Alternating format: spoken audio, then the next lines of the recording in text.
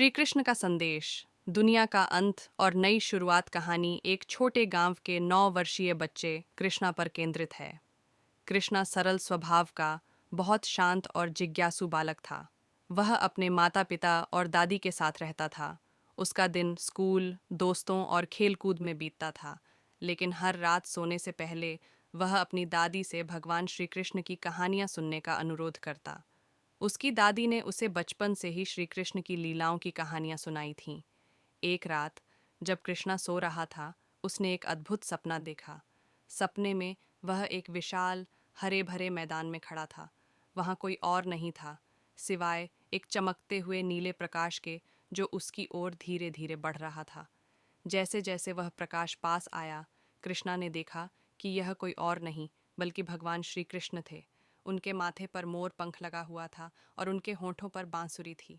श्री कृष्ण का चेहरा अत्यंत शांत और करुणामय था। श्री कृष्ण ने मुस्कुराते हुए कृष्णा की ओर देखा और उसके सिर पर हाथ रखा।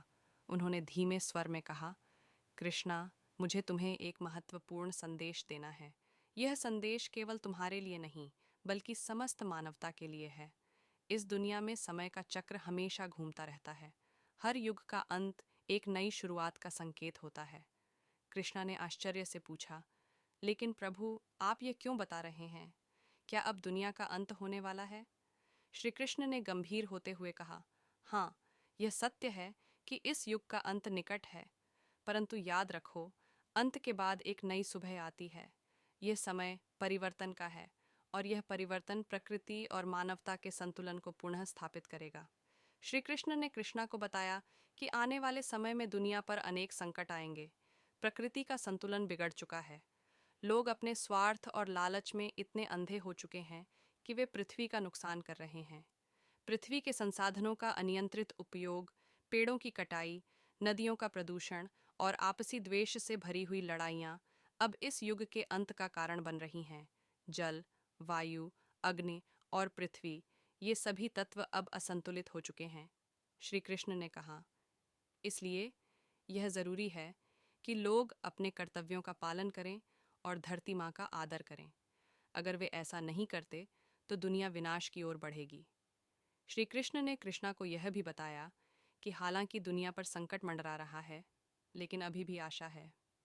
उन्होंने कहा कि अगर लोग अपने व्यवहार में बदलाव लाएं, प्रेम, करुणा और सद्भावना को अपनाएं, तो दुनिया को बचाया जा सकता है। अगर लोग अपनी आत्मा की शुद्धता को पहचानें और अपने स्वार्थ को त्याग दें, तो प्रकृति पुनः संतुलित हो जाएगी। श्री कृष्ण ने कहा, इस समय मानवता को आत्मनिरीक्षण करना होगा। उन्हें यह समझना होगा कि वे इस धरती के रक्षक हैं, न कि उसके विनाशक। श्री कृष्ण ने बताया कि आने वाले समय में कुछ विशेष आत्माएं जागृत होंगी, जो दुनिया को सही रास्ते पर ले जाने का प्रयास करेंगी। वे लोग सत्य, प्रेम और न्याय का संदेश फैलाएंगे। ये लोग बिना किसी भेदभाव के सभी को साथ लेकर चलेंगे और पूरी दुनिया को एक परिवार की तरह मानेंगे। तुम भी उन लोगों में से एक हो सकते हो कृष्णा, श्री कृष्ण ने कहा। तुम्हारे पास वह शक्ति है जिससे तुम दुनिया में बदलाव ला सकते हो। तुम्हें बस यह याद रखना है कि सच्ची शक्ति प्रेम, सहनशीलता और सेवा में निहित है। कृष्णा ने श्री कृष्ण से पूछा, लेकिन प्रभु, अगर दुनिया का अंत हो जाता है तो क्या कुछ भी शेष नहीं बचेगा? श्री कृष्ण ने मुस्कुराते हुए उत्तर दिया, दुनिया का अंत केवल एक नया आरंभ होता है।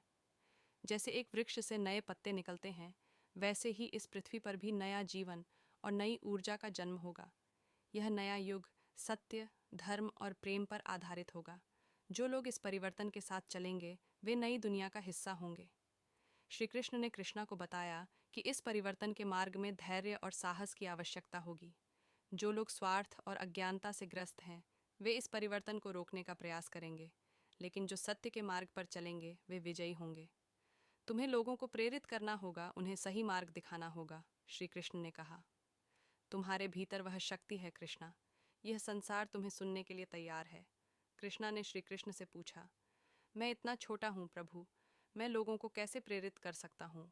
श्री कृष्ण ने उत्तर दिया, सच्चाई और प्रेम का संदेश फैलाने के लिए आयु या आकार मायने नहीं रखता। बस तुम्हारा हृदय पवित्र होना चाहिए। याद रखो, महात्मा कभी बड़े बड़े कर्मों से नहीं, बल्कि छोटे छोटे कर्मों से महान बनते हैं। तुम्हारे भीतर वह दीप जलाने की क्षमता है जो दुनिया को अंधकार से बाहर ला सकती है। कृष्णा अचानक अपने बिस्तर पर जाग गया। उसकी आंखें चमक रही थीं और उसका हृदय तेजी से धड़क रहा था। वह तुरंत अपनी दादी के पास गया और उन्हें अपने सपने के बारे में बताया। दादी ने उसके सिर पर हाथ रखा और कहा, श्री कृष्ण ने तुम्हें बहुत बड़ा उत्तरदायित्व सौंपा है मेरे लाल। अब तुम्हें दुनिया में प्रेम, करुणा और शांति का संदेश फैलाना होगा। अगले दिन से कृष्णा ने अपने गांव में बदलाव लाने का निर्णय लिया। वह अपने दोस्तों और गांव वालों को पर्यावरण की सुरक्षा, प्रेम और सहानुभूति का महत्व समझाने लगा। धीरे धीरे उसका संदेश पूरे गांव में फैल गया। कृष्णा को विश्वास था कि अगर हर कोई छोटे छोटे कदम उठाएगा तो दुनिया में बड़ा बदलाव आएगा।